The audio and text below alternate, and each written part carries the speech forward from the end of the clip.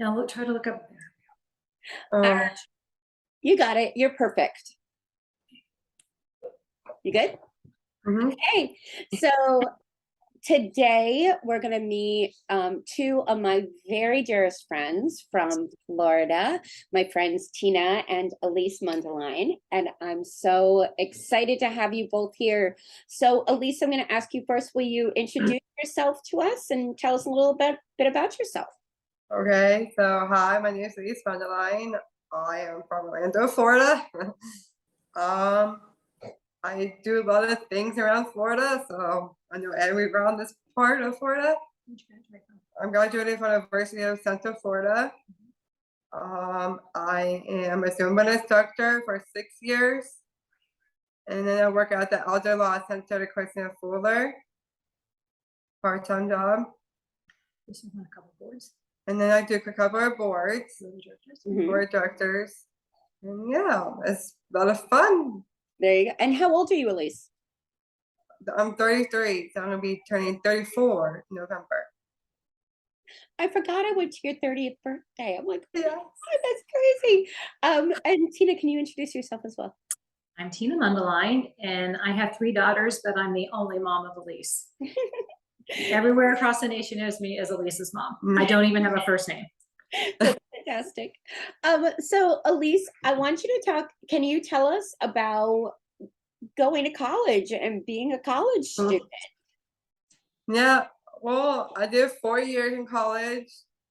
I first I got a lot of jobs on campus. I did RWC, the Redneck Center. I was teaching both there and member services, plus student government association.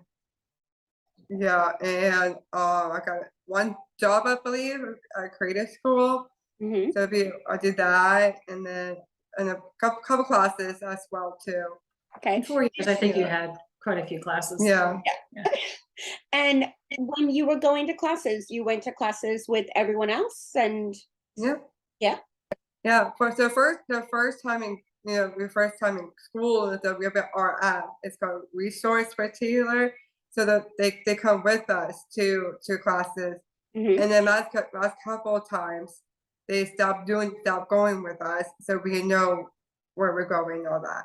Okay. And what was it like for you growing up when you were in elementary and middle and high school? What kind of classes were you in when you went to school when you were younger? I don't know that part. My mom doesn't know. Yes, you do. You She, do. she always says she forgets. Were you always in a regular classroom? Yes, so we're gonna go. Always. Were you ever in a Always. self-contained classroom? Yes. No, you were in a No. self-contained classroom. No. So that's fantastic. And why do you think that that's so important? Because that we have a special diploma. Mhm. Right? Why was it so important to be included with your friends in classroom? Do you remember? Did you No. learn right beside them? Oh yeah, Tell them. I don't remember, but Why are you so nervous? I don't know. We always advocated for inclusion because we believe that we learn from each other, the good and the not so good. Mhm. But we never really expected Elyse to learn everything everyone else did. And Yeah. so we partnered with the teachers to make everyone feel successful. Is that right? Mhm. Yeah. What were some things in college that might have helped you to be successful in college? So I know you had a resource facilitator who helped you out. What other things were there other things that helped you that your professors might have done? So basically, this is different. You can do like counseling or all that stuff too. I've been doing that too and all that. The support services that they put around you. Yeah. Mhm. Yeah. Yeah, that's really helpful, right? To have those services with you. I have been doing that a ton of past 4 years now on campus. When you were a kid. Mhm. So it's very important to have counseling. Well, and just all the other stuff, right? Yeah, other stuff. It's Did not they safe and not reduce safe. your workload to Yes. the teachers? Mhm. Mhm. Yeah. But do you feel like I mean, you were a full college student. You were a Mhm. busy girl when you were at college. Yeah, Yeah. Did you live on campus? I did. I live on campus. Huh? which is fantastic. Yeah. Tina, what were some things that you all did, especially when Elyse was growing up, to advocate for her, to make sure that she had, a really full experience in school? Well, I think one is we never thought Elyse, we never limited her ever. We just accepted her for who she was and what she could do and her abilities. And even now, I try to talk to new parents and young parents about the importance when you go into a classroom to have a welcoming, you're a partner with the teacher. You don't ever want the teacher to feel like, oh, this is my student and you're going to teach her and that's it. And we know that it's a challenge, and we know that to serve well, you need some additional support. So we just wanted to always make sure that the teachers felt supported and respected, and that was really and I think that's really why we were so successful. And we lived everywhere. We were active duty, so we went to 6 different school systems with Elyse. Did you find it harder in some districts than others, when you were going around and when you were moving around so much? Did you find some areas harder than others, or easier than others when it came to providing supports for Elyse? I don't think so, and I really think it's because of our approach. Even when we moved here from Florida, we moved from Virginia to here, we were told, no, the buzz was just, you're never going to make this work. It's never going to happen. Florida doesn't do this. They have a special diploma.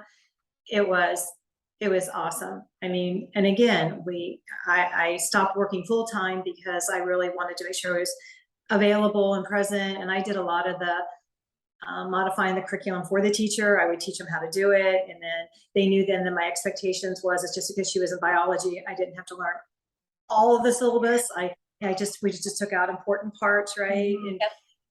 And so, yeah, and I never really had an issue ever. That's awesome. So Elyse, before, when you and I were chatting before we got on today, you mentioned what one of your favorite words is. So what is one of your favorite words? My favorite word is the inclusion, because people can support people in the community. Yeah, and I think I love that, because I think that I totally agree with you that that's one of my favorite words, and it's so incredibly important. So if you could give a piece of advice to a brand new teacher who's just starting, what do you think a piece of advice would be for a brand new teacher who's just starting out? Me or you? Oh, I want to hear from both of you. You want to give Elyse a minute to think while you talk, Tina? I know what you could say. You know the Nike symbol? Oh, yeah. Just do it. Just do it. Yeah, I love that. I love that. And the risk is so worth the reward. Yeah. It really is. It really is. Yes. It really is. Well, thank you both very, very much for being with me today and for talking to my students today. I know that they're going to, really appreciate, what you all have to say and how amazing you are. You know how much I adore you both. So I'm going to go ahead and stop recording.